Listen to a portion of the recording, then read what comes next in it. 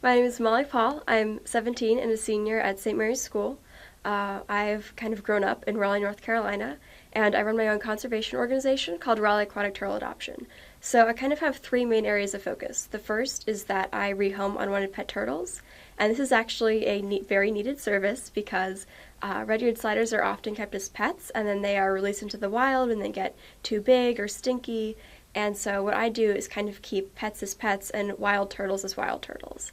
The second part of what I do is I fundraise for conservation organizations and science centers. So I've so far fundraised over $20,000 for places like the North Carolina Museum of Natural Sciences or Hemlock Bluffs Nature Preserve, and I do that by selling a turtle-shaped soap that I make myself. And then the third part of what I do is I run a STEM leadership camp. So STEM stands for Science, Technology, Engineering, and Math.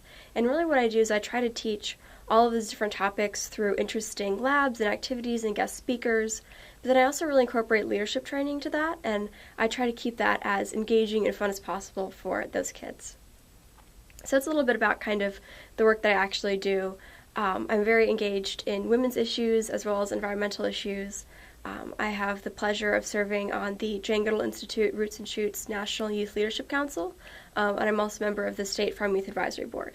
So those are two opportunities for leadership and personal development that I've been so excited to take on in the past few years. So I've been a volunteer at the North Carolina Museum of Natural Sciences for the past 5 years as a junior curator.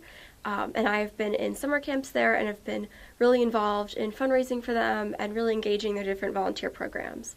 And the museum won the National Medal for Museum and Library Service. This is one of the highest honors any museum or library could ever hope to win.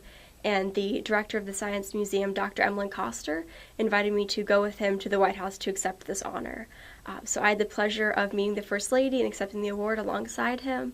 And that was really an incredible opportunity because it really taught me the importance of reaching out to those who might not otherwise have opportunities. I know I certainly never would have dreamed of meeting the First Lady, and to have someone in Emlyn's position really think about who do we want to represent us and to say, you know, we think youth really matter and we want to include youth in this very special opportunity was just incredible. And it was such a pleasure to meet the First Lady. She was extraordinarily kind. She gave me a big hug, and she was very disarming and sweet and like, you know, anybody you talk to that you just absolutely love. She didn't in any way feel like the First Lady. So it was such a pleasure to meet her.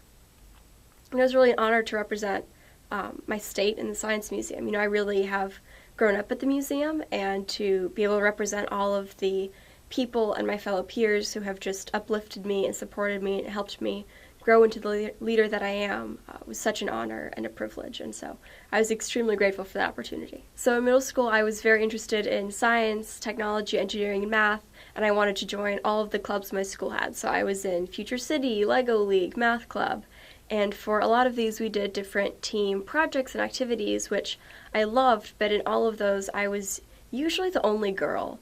And it was really disappointing because there were a ton of talented girls in my class who I think would have really loved to be in these programs. But I think being the only girl in those really taught me about resilience and kind of standing your ground, even if something is a little bit uncomfortable or unfamiliar.